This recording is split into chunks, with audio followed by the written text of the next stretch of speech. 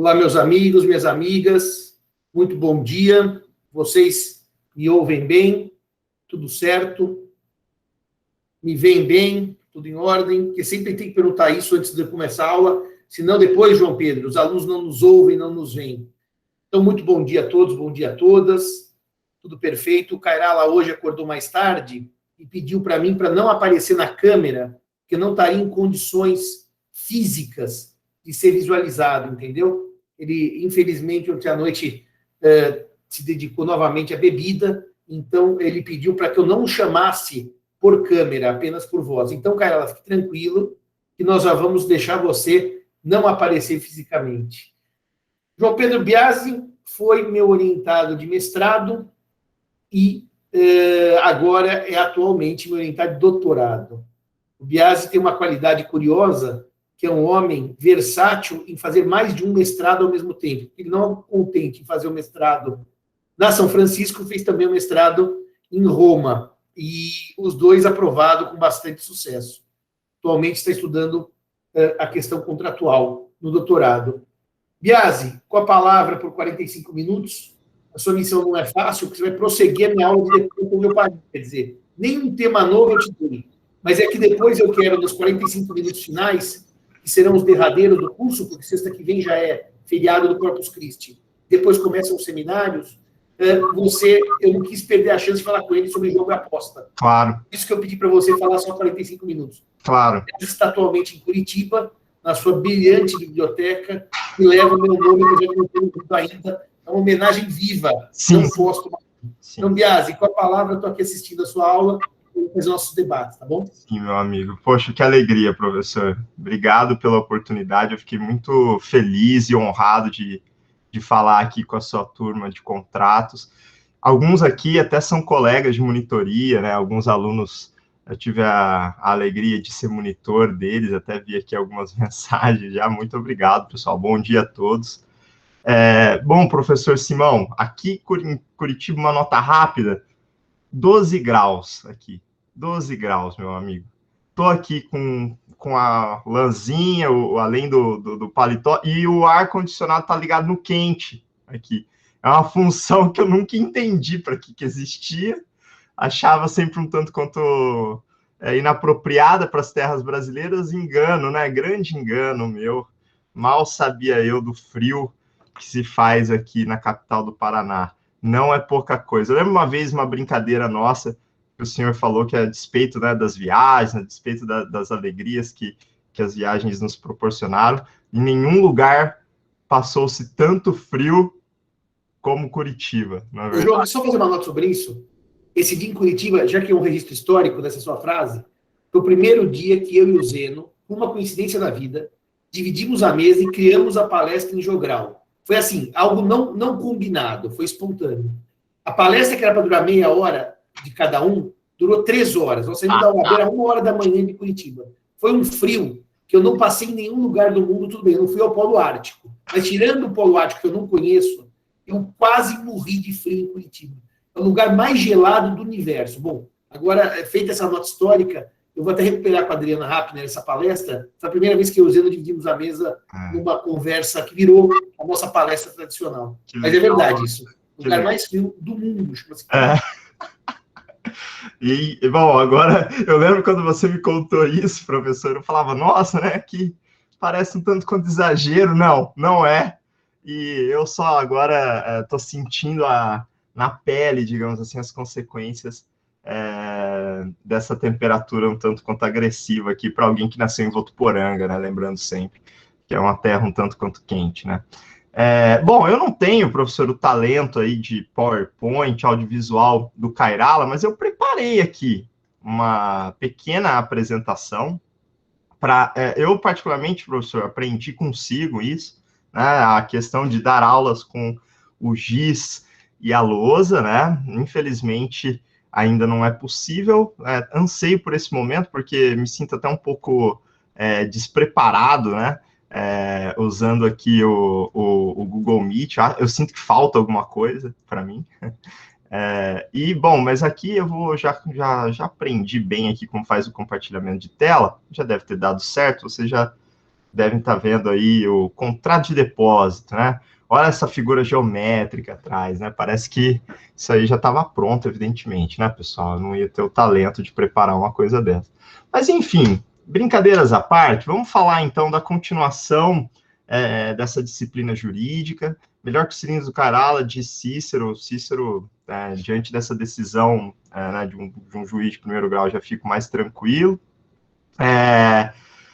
Olha, a abordagem que eu preparei aqui para o contrato de depósito, ela segue a continuidade da aula passada, que o professor Simão já tratou de uma série de temas relevantes do contrato de depósito. Falou da natureza jurídica, dele ser um contrato real, né, um contrato antigo, que veio do direito romano já há muito tempo, mencionou da questão da atipicidade mesmo, como diria o professor Vilaça, né, dos contratos de depósito bancário, e falamos também um pouquinho da questão da gratuidade do depósito, né, da interpretação de que o depósito se percorre, assim como o mútuo, né, em regime jurídico que presume-se um depósito gratuito, né? Esses aspectos gerais, lembra que o professor Simão também falou um pouquinho ali do regime jurídico do depósito de bagagens, né?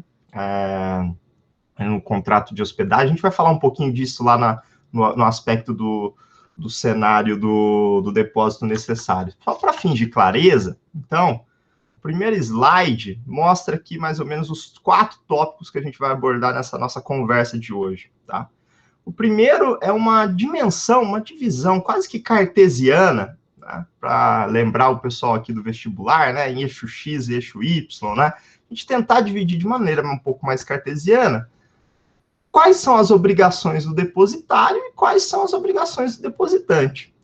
Esse exercício é muito legal de se fazer nos contratos em espécie, né? A gente consegue olhar para os contratos em espécie e falar, olha, aqui estão as obrigações do mutuante, aqui estão as obrigações do mutuário.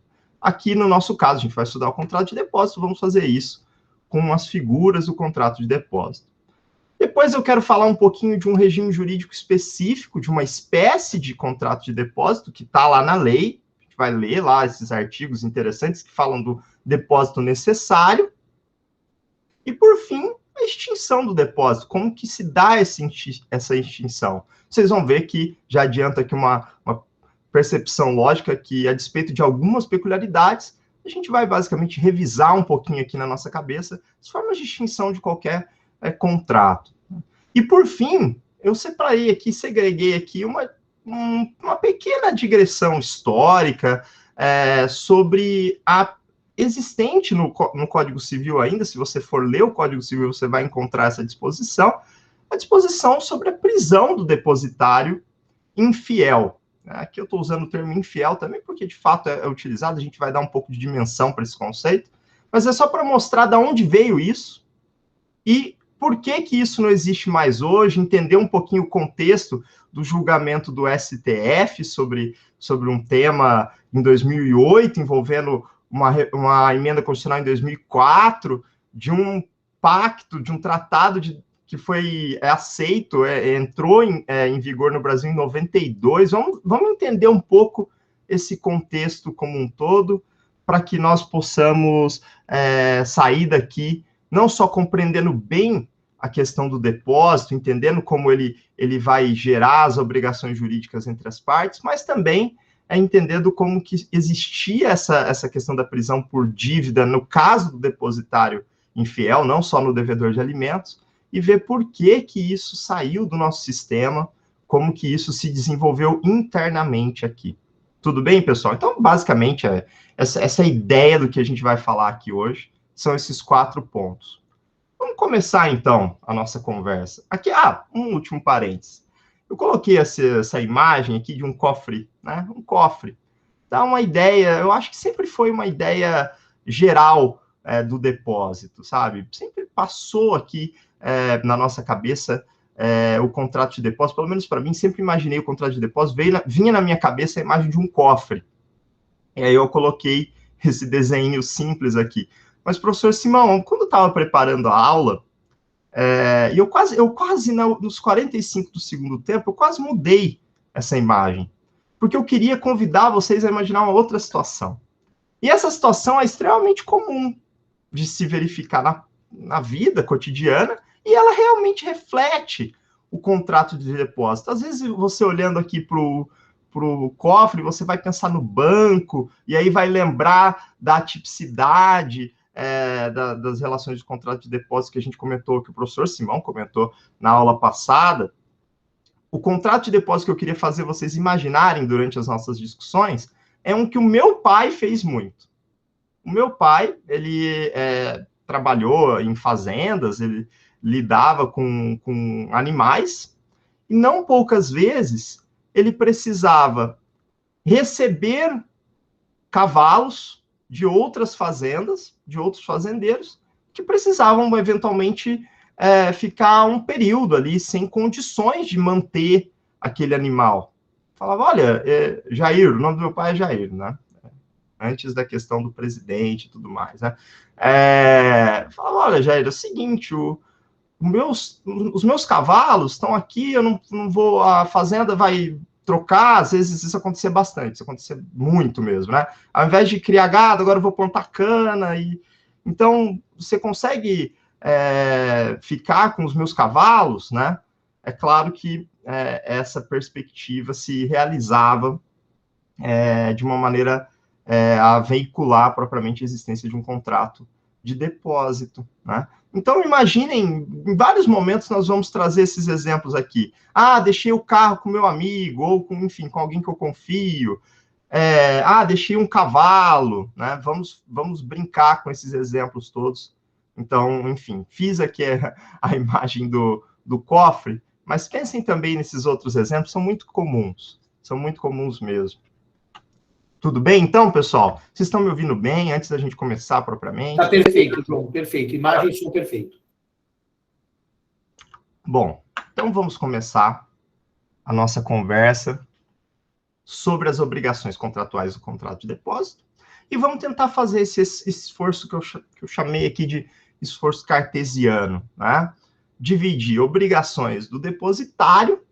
Depositário é aquele que recebe a coisa em depósito, né? Aquele que lhe é confiada a coisa para depósito.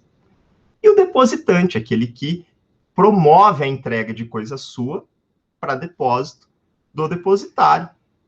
Como que essas duas posições contratuais se estruturam dentro desse contrato típico.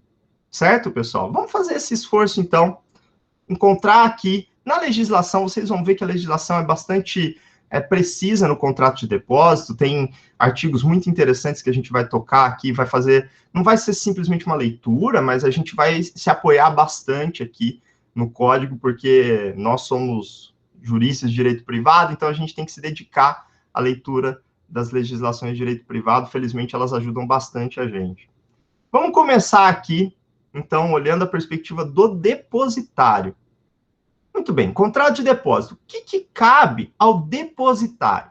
Olha, a primeira coisa óbvia que a gente tem que trazer é que ao depositário existe o dever, cabe o dever de guardar e proteger a coisa. E eu até grifei aqui agora essa expressão, porque é a expressão que aparece no código, como se sua fosse.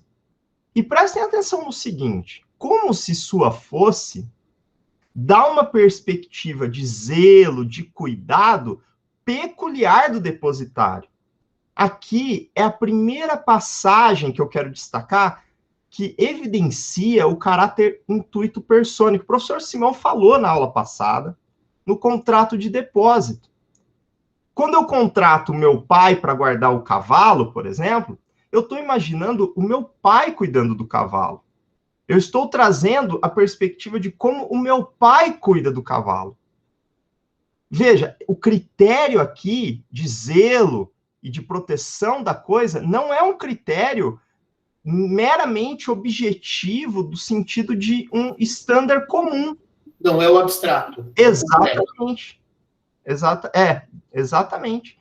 O sentido que se dá aqui ao zelo, né, a tutela, a proteção que o depositário tem que ter para com a coisa, é um sentido propriamente inconcreto. Eu vou olhar para a capacidade e para as práticas do depositário. eu não vou exigir do depositário algo além daquilo que ele faria com coisa sua, mas tampouco exigirei dele uma conduta menor, né? Maior ou menor do que ele vai praticar. Vocês entenderam isso? Então, pessoal, vocês entenderam esse critério que é guardar e proteger a coisa? E aí eu grifei aqui mesmo para que vocês não percam, porque essa é uma peculiaridade interessante disso. Como se sua... E, aliás, João, eu Pois só não. me lembro disso no contrato de depósito e de comodato, porque nos outros o standard é do homem médio, do bonus pater. Sim. E aí uma nota histórica muito rápida mesmo, professor, se me permite. Esses contratos, pessoal, eles existiam até na prática do direito romano arcaico. Isso é bem antigo, contrato de comodato, bem antigo, esses contratos reais. Né? E antes, propriamente, do desenvolvimento da espôncio, professor, e da estipulatio, perdão, antes do desenvolvimento da prática de contratos consensuais, se desenvolveu, quem gosta de história vai gostar dessa parte, né? Que se desenvolveu mais fortemente ali no final do período clássico, já existia um pouquinho, mas no final do período arcaico, perdão, e no período clássico do direito romano, antes disso, só existiam esses contratos. E aí, veja que eles são muito baseados na confiança, né? Você confia no depositário, você confia no mutuário, né? Ou você confia no comodatário, né? Se você pensar nesses exemplos. É um contrato muito baseado em confiança. E aí, o desenvolvimento do negócio fiduciário, professor, para uma nota rápida, vem muito desses contratos. Porque eles têm em si baseados, lastreados esse aspecto da confiança. Então, guardem esse aspecto, eu acho muito interessante. A nota histórica serve para dar uma notícia só. Se vocês guardarem essa notícia, está ótimo. Que é a notícia de que esses contratos são lastreados numa confiança muito forte que existe entre as partes. Muito forte mesmo. Então, vocês vão ver em outras partes aqui. Quando a gente falar de extinção, vocês vão ver o caráter intuito persone também desses contratos. Bom, dentro dessa perspectiva do primeiro dever do depositário, que é guardar, proteger a coisa como se só fosse, eu destaquei aqui o artigo 640 do Código Civil. Eu estou com o Código Civil aqui aberto e eu vou... alguns artigos estão aqui nos slides, né? Que me pareceram mais assim, relevantes para a gente ler em conjunto. Outros eu vou destacando aqui, vou jogando no nosso chat aqui mesmo, ó. O artigo 640 diz o seguinte: sob pena de responder por perdas e danos, não poderá o depositário, sem licença expressa do depositante, servir-se da coisa depositada, claro, e nem dar em depósito a outrem. Veja, salvo disposição expressa em contrário do depositante, que vai tirar esse elemento natural do negócio jurídico, tirar esse elemento natural do contrato de depósito. O depositário não pode usar a coisa, servir-se da coisa. Essa é uma característica, assim, básica até do contrato de depósito, né? Aquilo que o professor Simão até falou um pouquinho na aula passada do mútuo, da diferença entre mútuo e depósito. Aqui a gente encontra uma perspectiva, assim, fundamental. No depósito, eu não posso me servir da coisa, eu vou guardar, vou zelar pela coisa. Eventualmente é um carro, eu preciso da partida de vez em quando para a bateria não ficar vazia. Isso não é usar a coisa, isso ainda é zelar sobre a coisa. Né? João, eu gosto muito de perguntar na prova para eles, e vamos ver quem responde essa para mim.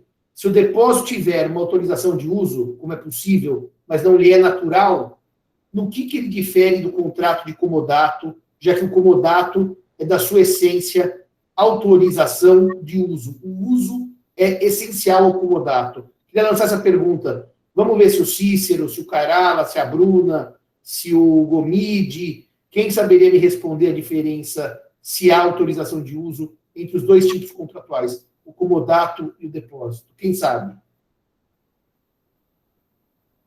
Quem quer dar palpite? Quem quer dar palpite? Eu adoro protesto na prova. o comodato em favor do comodatário e o depósito em favor do depositante. Logo, Enzo, o prazo no comodato não pode ser abreviado por vontade do comodante, mas o prazo no depósito pode ser abreviado por vontade do depositante. Ainda bem que meus alunos sabem mais que meus monitores, graças a Deus. Isso é uma prova da evolução. Os meus monitores já são melhores que eu, e vocês já são melhores que meus monitores. É só evolução no direito civil. Tá perfeito. Essa distinção é muito interessante, é muito legal. É muito legal você olhar para esses contratos reais, às vezes, porque eles exigem um certo traquejo de conhecer bem a figura que cada um ocupava, né? Eles eram muito suficientes, né, professor? Numa perspectiva mais antiga, eles eram muito suficientes. Então, esse exercício que o professor propôs, de muito longe, ele mostra como esses contratos tinham perspectivas diferentes, né?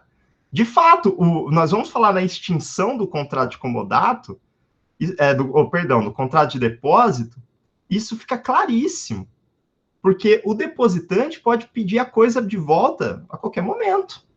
A qualquer momento. Tem algumas exceções, nós vamos falar aqui. Mas a regra é essa. O sujeito pode pedir a qualquer momento por vontade própria, né? A exceção que eu vou trazer está até ali do lado já, pessoal. Artigo 631, mas deixemos ela ali um pouco de lado, né? O que eu queria trazer aqui agora é essa perspectiva ainda só terminando do 640, tá, pessoal? Então, o sujeito não pode, né? Não poderá o depositário servir-se da coisa, entendemos bem. Entendemos até que se isso tiver autorização expressa, não vai configurar o comodato, né? Ainda seguirá um depósito. E também, veja só, nem dar em depósito a outrem. Seria uma subcontratação, né? Eu vou lá, sou depositário. Me foi confiado o depósito desse fone de ouvido aqui. Eu vou lá e falo, professor Simão, eu confio em você para o depósito desse fone aqui, tá?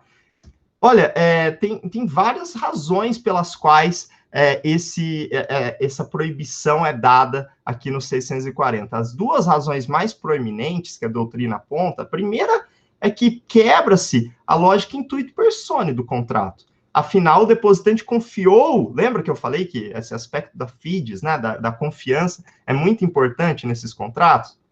Aqui, traduz-se, né, muito bem a confiança do depositante para com o depositário. Se o depositário for autorizado a depositar essa retransferência de pessoa a ser confiada com a coisa, perde-se um pouco essa perspectiva que o depositante tem na confiança do depositário. Vocês estão entendendo o que eu estou falando? Eu acho que ficou bem claro, né? Essa proibição, ela vem bem natural para mim, assim. Eu não sei se para vocês têm essa mesma sensação, né?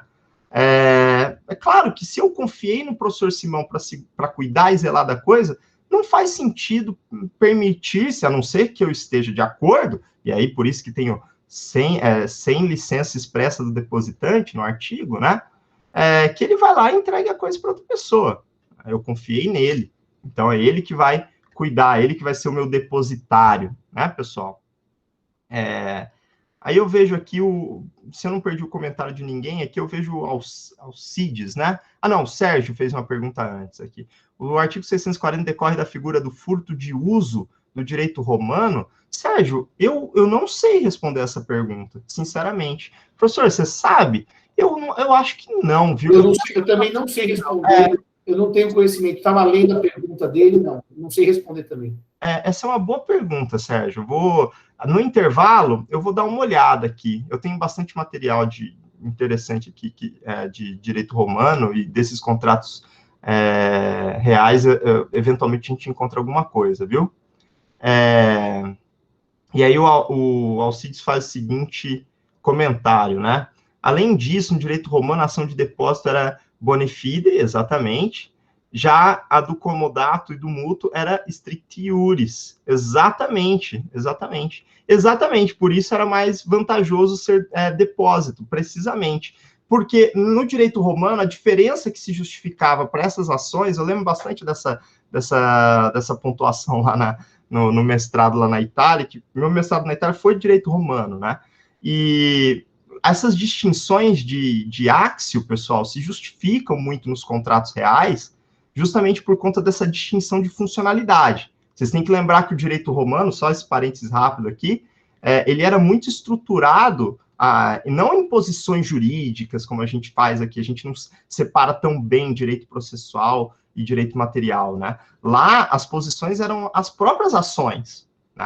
Era propriamente as ações mesmo. Eu falo, o sujeito descumpriu o contrato, eu tenho uma ação contra ele, uma ação de responsabilização, né?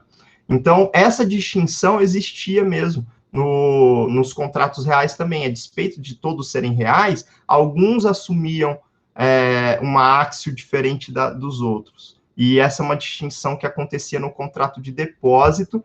E, aliás, essa distinção também foi trazida para a figura mais atípica, entre aspas, bem entre aspas, do contrato fiduciário ainda, da fiducia cum creditore e da fiducia cum amico, que existia também nesse período mais arcaico lá em Roma.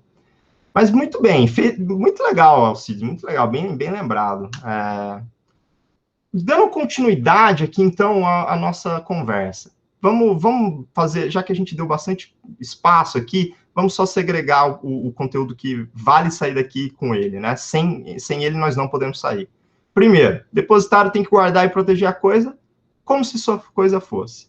Segundo, não pode usar a coisa e não pode subcontratar, não pode passar para outro depositário, salvo se autorizado pelo próprio depositante, artigo 640 do Código Civil. Tudo bem? Segundo dever, segunda obrigação, para usar o termo mais abrangente, do depositário é a seguinte: o depositário ele precisa restituir a coisa assim que o depositante pedir.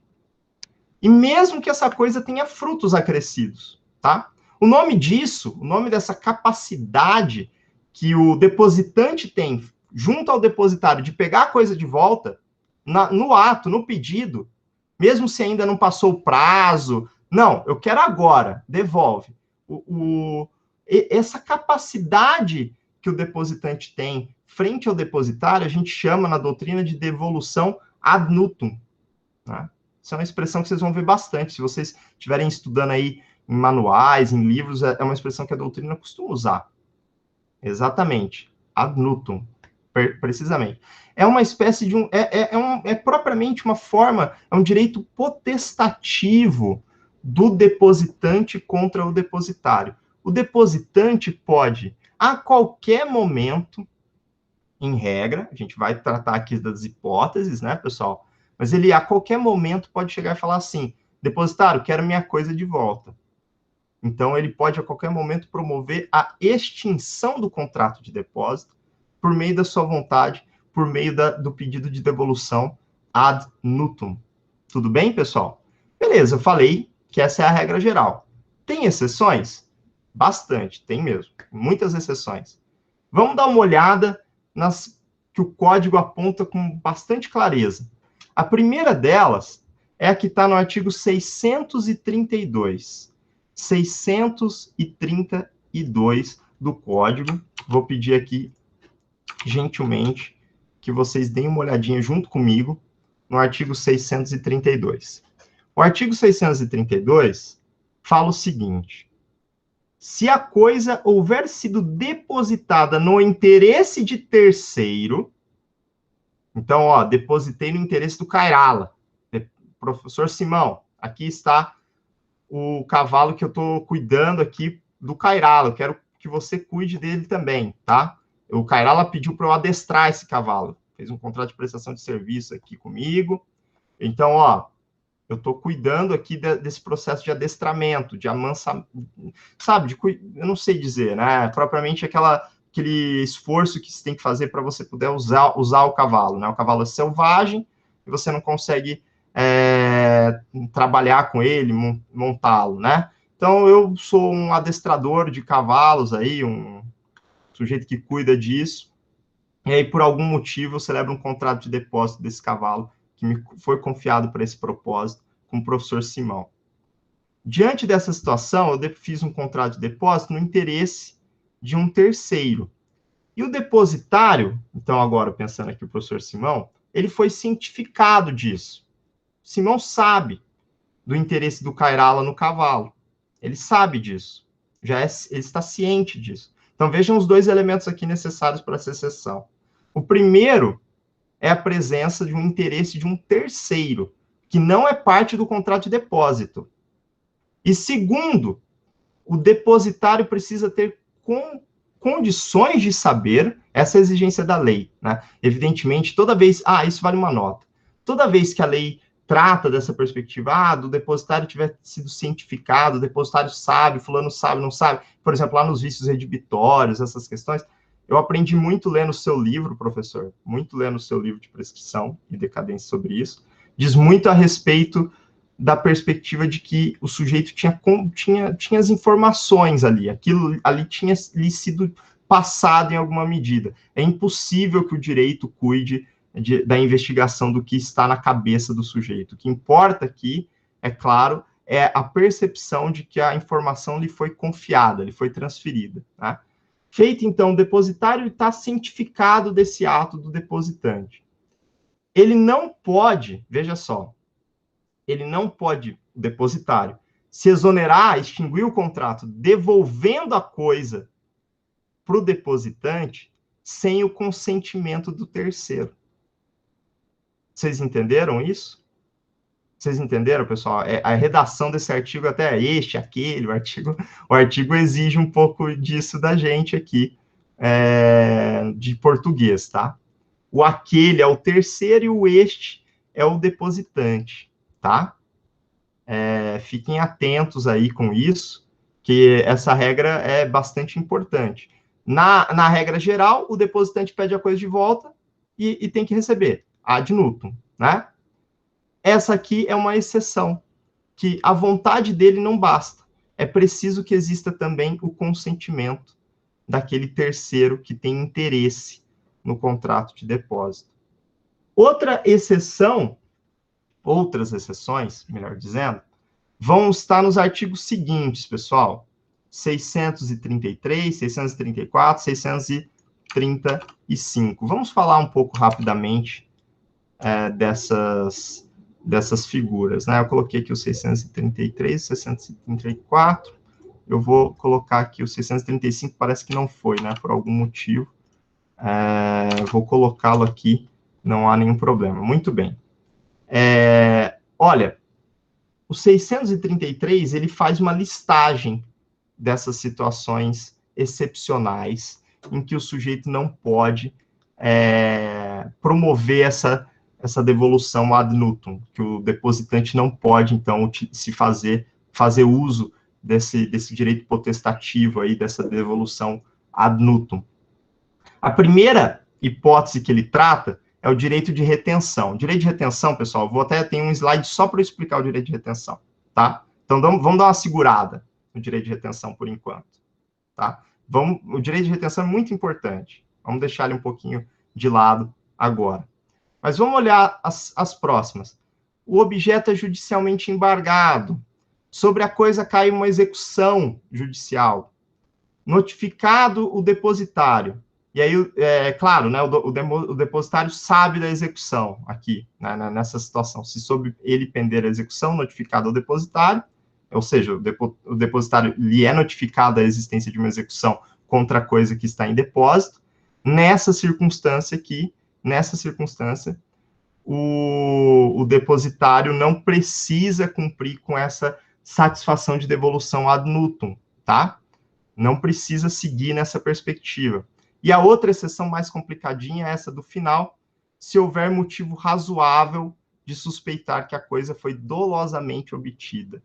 Eu acho que o Cairala, que me entregou aqui em depósito esse fone aqui, na realidade, ele passou ali no escritório do professor Simão e subtraiu da sala dele, subtraiu da sala dele um fone. Ele estava cansado do barulho da obra que estava lá na casa dele, sabia que o fone do professor Simão tinha essa perspectiva aí de noise cancelling, né? Ele foi lá, e pegou o fone da sala do professor Simão. Preocupado, porque convive frequentemente com o professor Simão, fez o seguinte, celebrou um contrato de depósito comigo.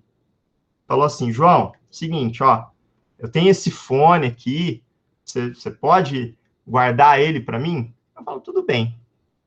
Eis que eu olho para o fone e vejo as iniciais do professor Simão.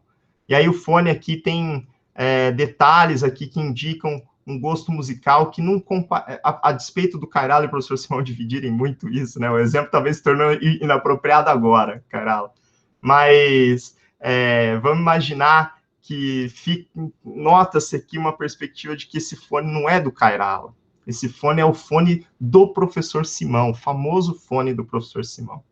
Poxa, eu, depositário, percebo, eu tenho condições de notar essas perspectivas. Olha, eu tenho alguns motivos razoáveis. Veja que o código exige uma mera suspeita. Não se exige um trabalho investigativo completo do depositário, né? O depositário acredita que aquela coisa que lhe foi confiada não foi obtida pelos meios honestos. E aí, o que acontece? Artigo 634. Eu, depositário, nessa circunstância, como eu vou proceder? Diz o artigo 634. No caso do artigo antecedente, última parte, o depositário, expondo o fundamento da suspeita, requererá que se recolha o objeto ao depósito público. Ah, não saiu ali, né? Parece que faltou o finalzinho, mas eu li aí certinho. Vou colocar de novo só para a gente não perder, tá? Olha lá. Tá bom, vamos no pique, João. Nós temos mais 15 minutos para você acabar. 10 minutos para acabar a sua aula inteira. É isso que você tem. Tá tudo sob controle, professor. E aí, nós temos, então, essa perspectiva bastante interessante aqui, que o sujeito tem que deixar o depósito, né? Tem que entregar o objeto do depósito público. E aí, artigo 635, que é o último, né? Que fala dessa exceção, o depositário será facultado, pode requerer o depósito judicial da coisa, quando, por motivo plausível, não pode mais guardar essa última exceção que eu queria trazer aqui. O sujeito não quer receber de volta mais, ou não pode mais, eu, como depositário, não tenho mais condições de guardar, e há um motivo plausível para isso, eu posso promover aqui o depósito judicial. Artigo 635, não há grandes dúvidas quanto a essas circunstâncias de exceção, tá? O depositante, bom, as obrigações dele são mais simples, afinal, o professor Simão, na aula passada, deixou isso bem claro com a natureza jurídica do contrato de depósito. A única coisa que ele precisa fazer é pagar as despesas de manutenção da coisa e pagar os eventuais prejuízos que essa coisa pode gerar. Imaginemos aí um cavalo que, às vezes, na chuva, bate ali no galpão, ali no lugar onde ele tá hospedado, né? Evidentemente, essa despesa de reparo vai ficar a cargo do depositante, né? E também cabe ao depositante, para ser completo, a situação das eventuais despesas da restituição da coisa. O depósito ele precisa ser restituído no local onde foi feito a entrega da coisa no primeiro momento, e se isso envolve gastos, esses gastos são arcados pelo depositante. Tudo bem, pessoal? Tudo bem. O último ponto aqui que eu queria tratar... Por isso que não torna o depósito bilateral, porque são decorrências naturais de qualquer forma de evitar enriquecimento sem causa. Ou seja, exatamente. São próprias do depósito. Olha que interessante, exatamente, uma nota muito rápida disso. Veja, não é bilateralidade. É manutenção da coisa, custódia, prejuízo que a própria coisa causou e despesas ali de restituição, despesas de manejo, né? De manuseio da restituição. Não se trata, então, de uma contraprestação. Isso se evidencia muito no artigo 644, que é o ponto que eu vou tratar aqui, por fim, professor Simão, dessa primeira e maior parte da nossa aula, que é o direito de retenção, pessoal. O direito de retenção é uma ferramenta de autotutela que existe no direito privado em vários contratos, mas ele é principalmente útil nesses contratos não bilaterais, porque os bilaterais nós temos a exceção de contrato não cumprido. que lhe é muito útil. Nos contratos que não são bilaterais, mas que eventualmente podem sugerir um mecanismo de autotutela, muitas vezes o direito de retenção vai estar lá. E o que é o direito de retenção? O nome meio que já explica um pouco para a gente. É o direito de reter a coisa, de segurar a coisa, enquanto esses gastos com manutenção, custódia, não são satisfeitos ao depositário. Então, o depositário fala assim, olha, eu realmente tenho que devolver a coisa. Você está pedindo para eu devolver? Eu tenho que devolver. Reconheço que existe, então, o seu direito de pedir a coisa de volta. Só que eu vou opor aqui uma exceção, o direito de retenção é uma exceção, eu vou opor uma exceção aqui a esse direito de você pegar a coisa de volta, até você me pagar essas despesas com manutenção e custódia. Então, enquanto eu não receber aqui os valores referentes a essas despesas pequenas que eu tive para sustentar aqui o depósito, você não pega a coisa de volta. Isso é o direito de retenção, pessoal. Entendeu? Quando o sujeito paga essas despesas, acaba o direito de retenção e aí o depositário tem que devolver. Simples assim. Simples assim. E sobre o direito de retenção, parágrafo único fala o seguinte, ó, se essas dívidas, despesas, prejuízos não conseguem ser provados facilmente ali na hora, isso pode acontecer, às vezes é difícil o sujeito conseguir provar quanto de capim que o gado comeu, que o cavalo comeu, às vezes é um pouco complicado, né? Mas existe, propriamente, o direito de retenção não deixa de proteger aqui o depositário por conta disso. Então, o que o direito faz? O direito fala, tudo bem, enquanto não é feito esse esforço probatório, enquanto ele se desenvolve, o depositante ou presta uma caução, ou seja, traz uma garantia compatível, pessoal ou real, compatível com essas despesas, prejuízos e dívidas, ou ele vai lá e permite, portanto, a realização de um depósito público da coisa.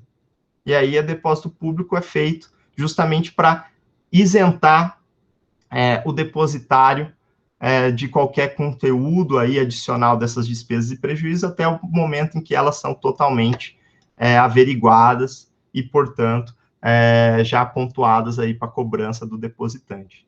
Tudo bem, pessoal? Muito tranquilo, né? Agora a gente vai falar aqui do depósito necessário. O professor Simão, na aula passada, mencionou aqui já um deles, o exemplo mais claro deles, eu acho, que é o depósito de bagagens em hotéis, em hotelarias em específico, até hospital, por exemplo, pode ser aqui o caso, tá, pessoal? Não é só hotel, não, né?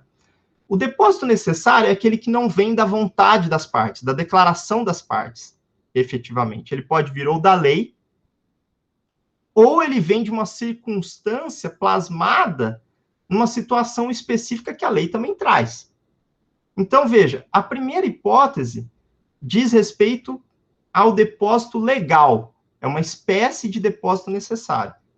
O depósito legal vai se verificar nas circunstâncias em que a lei impõe o depósito.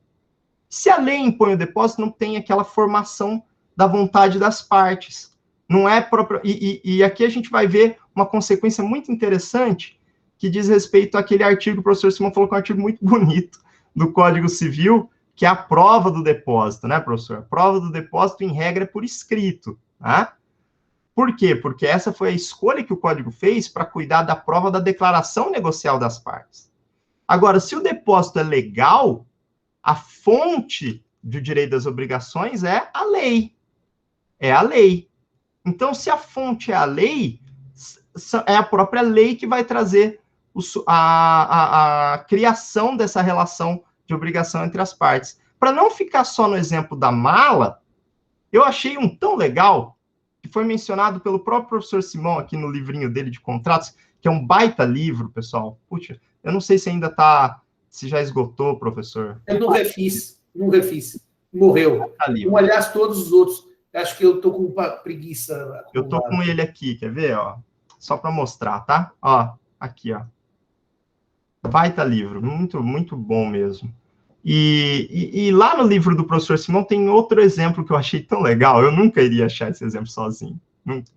É um exemplo do artigo 1233. O artigo 1233 cuida da descoberta, tá, pessoal? É outro caso de depósito legal. Ele diz o seguinte: quem quer que ache coisa alheia perdida, há que restituí-la ao dono ou legítimo possuidor. Enquanto essa verificação não acontece, ou seja, eu achei coisa alheia. Ah, é do professor Simão. Enquanto eu não entrego, não devolvo ao professor Simão, há aqui um contrato de depósito na modalidade da obrigação, na modalidade de depósito necessário, estabelecido por força de lei, no caso, o próprio Código Civil. Né? E o outro exemplo que eu dei aqui é um exemplo talvez menos divertido, mas ainda assim, talvez até mais comum, que é o caso do devedor, que tem ali seus credores, uma pluralidade de credores, e há uma disputa entre esses credores. Então, o devedor não sabe muito bem como pagar, para quem pagar. Né? Nessa circunstância, pode-se constituir propriamente calma aí que deu um pequeno tela aqui, parece que deu um... Eu acho que eu apertei um botão aqui sem querer. Eu apertei um botão aqui. A tela tá aparecendo ainda, professor? Só uma pergunta. A tela tá aparecendo, pessoal? Tá, né? Ah, não. Tá. Eu acho que eu minimizei aqui alguma coisa sem querer, pessoal. Me desculpe, tá? Eu consigo vê-los aqui de qualquer forma. Eu acho que isso que importa. Mas voltando aqui ao exemplo, né? O exemplo é o devedor de dívida que já venceu, então ele tem que pagar, só que os credores dele estão, digamos assim, eles têm algum conflito e eles não sabem como eles vão receber, existe algum litígio pendente entre eles. Diante dessa circunstância, né, esse devedor ele pode promover aqui a satisfação do pagamento por meio de depósito em consignação. Então, vai ser uma situação de depósito na vertente da obrigação legal também, tá? Esse exemplo aqui, ele é mais comum, ele aparece bastante nos outros livros, mas eu particularmente gosto mais do exemplo 1233, eu acho ele mais caricato. Bom, esses casos de obrigação legal, eles são mais simples, pessoal, porque a própria lei vai dimensionar como o depósito nessa modalidade vai funcionar. O caso mais, assim, peculiar, que eu acho que a gente tem que sair da aula com ele, é o caso de calamidade. Tá lá, é o inciso 2º ali do artigo, vamos ver, o primeiro artigo que cuida de depósito necessário, né, que é o artigo 647, é o inciso 2, tá? É aquele que fala assim, depósito necessário, inciso 2, o que se efetuar por ocasião de alguma calamidade, como incêndio, e inundação, naufrágio, e por aí vai, né? Aqui, pessoal, eu quero que vocês imaginem a situação, poxa, meu vizinho passou por uma enchente, a casa dele está sendo invadida por águas, ele precisa de alguém para guardar ali os móveis dele, enquanto ele resolve esse problema, né? E aí ele transmite esses móveis para mim, que eu sou vizinho dele. Essa é a circunstância desse depósito miserável, né? Propriamente isso, né? Aí a lei traz uma série de exemplos, eu até botei aqui uma pergunta, pandemia. Seria pandemia uma possibilidade, aí, um evento capaz de justificar um depósito miserável? Eu até cogitei aqui algumas hipóteses que isso poderia ser razoavelmente possível, né? Eu tenho um cachorro, por exemplo, e a minha família inteira fica doente, eu preciso ir lá cuidar deles, a minha família mora em outra cidade, aí eu confio o meu cachorro ao meu vizinho, para que ele cuide dele durante esse momento de extrema necessidade e de calamidade que eu me encontro, né? As características peculiares desses depósitos, dos depósitos necessários, são duas. A primeira é que eles não são presumidos gratuitos. É diferente. É bem importante. Se o depósito é legal ou se ele é miserável, não se presume gratuito. Ele pode ser gratuito, mas ele não é presumido gratuito. Ele não segue a cartilha de um negócio jurídico gratuito. E a segunda, que eu acho que é a mais legal, é que a certificação dele segue por qualquer meio de prova. Isso nem precisaria ser dito na obrigação legal, porque ela advém da lei. Mas isso é importante, é claro, para situação de calamidade, né? O contrato de depósito miserável não carece de prova por escrito. Ele não vai sofrer a incidência do artigo 640 e, se não me engano, 46 do contrato de depósito. Tudo bem, pessoal? Tudo tranquilo até aqui? Esse tópico eu acho também ele é bem cartesiano, bem direto ao ponto, a lei é bastante sensível aqui.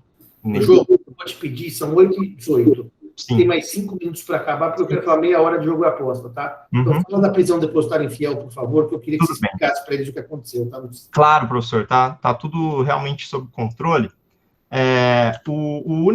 Se me permite, professor, rapidamente, porque só falar aqui é coisa de 1 minuto mesmo, a extinção do contrato de depósito, rapidamente. Pessoal, o contrato de depósito se extingue como qualquer outro contrato. Se extingue pela satisfação do seu objeto, pelo adimplemento. Devolveu a coisa, tá resolvido o contrato. Eu só queria destacar aqui a regra especial de compensação, que é uma hipótese de pagamento que existe para todos as relações jurídicas obrigacionais, existe para o depósito também, mas a compensação do depósito só se dá se houver despesas entre 2 contratos de depósito. Então, não basta só que existam, você me deve 200 e eu te devo 200. É necessário que esses 200 aqui sejam um referente ao contrato de depósito e outro também ao contrato de depósito, tá? 638 do Código. Claro que o contrato também pode se extinguir pela mera satisfação do tempo, né? A satisfação do prazo, do fim do termo. E, é claro, também a gente pode falar de inadimplemento definitivo e impossibilidade superveniente do depósito. Isso não muda, eu até coloquei as referências aqui, os artigos do Código de Lei, e no caso da impossibilidade, o contrato de depósito tem isso, por motivos históricos, inclusive, ali estabelecidos nele, mas as regras não são diferentes das regras gerais de impossibilidade superveniente. Claro, se ela é imputável ao depositário, perdas e danos no depositário. Se ela não é imputável ao depositário, resolve-se sem perdas e danos. Vocês já tiveram ótimas aulas de direito das obrigações para cuidar disso. Aí é o último ponto que eu quero tratar, antes de partir para a história do depositário, que seguramente em 5 minutos já está tudo certo, é realmente mais uma curiosidade até. A morte do depositário impõe o fim do depósito, porque é um contrato intuito persona, e a própria incapacidade superveniente dele também. Isso é bem interessante, né? A própria incapacidade superveniente do depositário. Se acontecer, aí o Fábio está estudando o regime das incapacidades, esse é um caso interessante. Mostra a perspectiva personalíssima do contrato de depósito. E isso me pareceu também ser interessante apontar aqui. Está lá no artigo 641 do Código Civil. Professor, então, vamos começar falando do depositário infiel, para que nós possamos encerrar nossa aula, tomar nosso café e ouvi-lo sobre jogo e aposta, né? Pessoal, o depositário infiel é o depositário que não deu satisfação ao contrato de depósito por algo imputável a si. Então, se ele gerou a perda da coisa, ou se ele não devolveu a coisa por qualquer motivo, né? Ele vai ser um depositário infiel. E o artigo 632 fala que a gente pode compelir ele, né, pressionar, coagir ele a devolver a coisa, então a restituir a coisa, por meio de uma prisão. Era assim que estava o 652. E a própria Constituição de 1988 também permitia isso, né? Lá no artigo 5º, eu até transcrevi aqui, para a gente não precisar ficar copiando e colando durante essa conversa. Você vê lá que não haverá prisão civil por dívida, salvo situação de obrigação alimentícia e do depositário infiel. Esse era o estado da arte da lei brasileira. E aí a gente olha para os julgados, né? Vocês já devem ter ouvido falar na alienação fiduciária de bem móvel. Ela segue a lógica do decreto 911, muito usada para carro, tá, pessoal? Muito usada para comprar carro. E aí, nesse cenário da alienação fiduciária de bem imóvel, quando o sujeito não devolvia o carro na circunstância em que ele não pagava essa dívida, né, e aí promovia-se o regime da alienação fiduciária dada em garantia do bem imóvel, o banco poderia prender o cara. Fala, poxa, posso prender o cara. E aí vem uma discussão muito grande na doutrina, isso antes do Pacto de São José, que eu acho que é legal trazer, professor. O professor Vilaça, ele claramente falava isso, né? Ele falava assim, gente, alienação fiduciária é uma coisa, depósito é outra. E aí ele explicava isso muito bem na responsabilidade por força maior. Na alienação fiduciária, se o banco, que é o dono do carro, né, acontece uma situação de força maior e o carro se perde, o banco ainda persegue a dívida. Então, o risco da força maior não é do banco. O risco da coisa maior não é do dono da coisa. É do depositário, entre aspas. Agora, no depósito, a lógica é outra. A lógica é totalmente outra. Porque no depositário, se acontece uma situação de força maior, é o dono, o depositante, que vai sofrer o prejuízo da força maior. E isso é claríssimo. A lógica dessa distinção de atribuição de riscos é muito clara no contrato de depósito. E o professor Vilaça falava o seguinte, olha, no contrato de depósito, então, o contrato de depósito não é idêntico ao que se verifica na situação de alienação fiduciária, então a gente não pode usar a prisão civil do depositário infiel na alienação fiduciária. Claro. São contratos distintos. E o STJ decidia assim. Quem oscilava era o STF. O STF oscilava bastante. Eu até encontrei aqui uns julgados, não estão aqui no slide, mas a gente pode até bater um papo sobre isso. Julgados de 2001, por exemplo, que prendiam aqui o sujeito nessa circunstância. Mas vejam bem, agora a gente começa a discutir como que isso saiu do nosso sistema. A história é um pouquinho longa, mas é rápida. Em 92, o Brasil assinou o Pacto São José da Costa Rica. Assinou não, assumiu para si, depositou a carta do Pacto de São José da Costa Rica. Ele integrou o sistema jurídico brasileiro em 92. E ele proíbe a prisão do depositário infiel. Mesmo assim, a prisão continuava, porque a Constituição, porque o Código Civil. Em 2004, surgiu uma importante emenda constitucional, que foi a emenda constitucional do Judiciário, e trouxe várias modificações, entre elas, a do artigo 5º, parágrafo 3º, que fala o seguinte, aqui está o texto deles, vocês podem acompanhar aqui comigo. Os tratados e as convenções de direitos humanos internacionais, se aprovadas com quórum de emenda constitucional, vão ter valor de emendas constitucionais. Falava isso. Pergunta que eu faço para vocês rapidamente. O Pacto de São José da Costa Rica foi aprovado antes e não foi aprovado com esse quórum. Não se exigia isso. Não se pensava nisso. Então não teve esse quórum. Tá? E aí faço a pergunta, bom, e agora, José, né? Como que fica? O Pacto de São José da Costa Rica tem força de emenda constitucional ou não? Como fica essa situação? Porque ele foi aprovado antes da emenda e sem o quórum. Essa era a discussão, tá, pessoal? Isso foi levado ao recurso extraordinário 466-343 de São Paulo, que enfrentou a questão. Era um caso propriamente de alienação fiduciária de bem móvel, inclusive. É esse caso que eu mencionei agora, né, que o professor Vilaça claramente explicou por que não podia a prisão. E dentro desse caso foi julgada a situação do Pacto de São José. De um lado, existia a ideia de que, olha, não importa, ele vai ser elevado à perspectiva constitucional. Não foi isso que prevaleceu. O que prevaleceu foi a posição do Gilmar Mendes, que ele falou o seguinte, olha, não é constitucional, porque não teve o quórum. Não é. Mas também não é legal. Não é legal.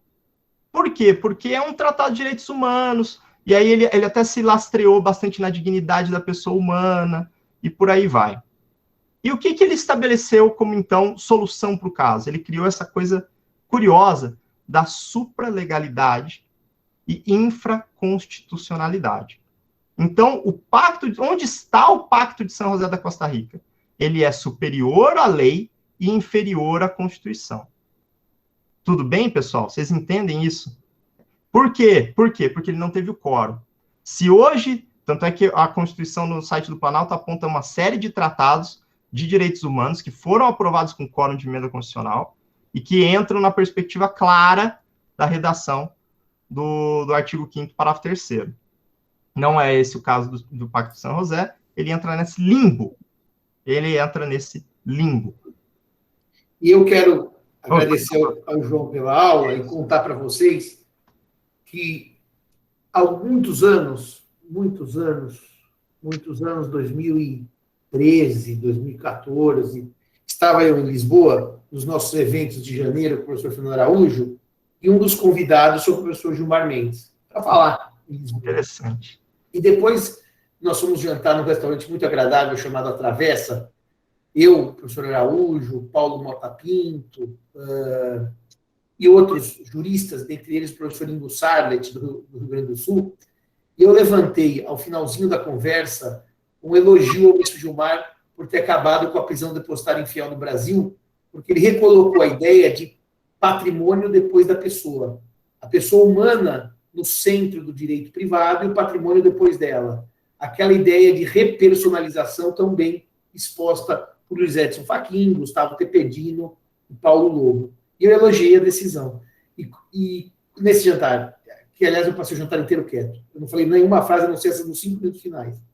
E o curioso é que o professor Ingo Sarlet, que é um grande constitucionalista e também meu amigo, ele discorda do ministro Gilmar quanto ao princípio da supralegalidade e levantou um debate ali na mesa sobre os fundamentos dessa decisão, ele e o Gilmar. E eu, ouvindo tudo, apenas falei ao final, puxa, Ingo, você que é o homem do civil constitucional, eu que sou homem do civil tradicional, eu sou mais constitucionalista nesse ponto do que você, só para criar um xiste, uma certa confusão. Foi muito divertido. De qualquer maneira, não se prende depositar infiel no Brasil. Muito com bem. a orientação do Supremo. Muito João, muito obrigado. São 8h30. Sim. Nós vamos fazer um intervalo de 5 minutinhos e eu vou voltar às 8h35, que eu vou dar umas notas. Na verdade, essa aula do Contra-Jogo Aposta é mais para mostrar o Júlio César, o Ricardo III, a Gisela João cantando, do que para dar aula propriamente dita. É mais uma aula para diversão do que uma aula técnica. Que bom. Obrigado, João. Abraço, até daqui a pouquinho. Muito obrigado pela atenção, pessoal. Foi um prazer revê-los. De verdade. Tchau, tchau. Um abração.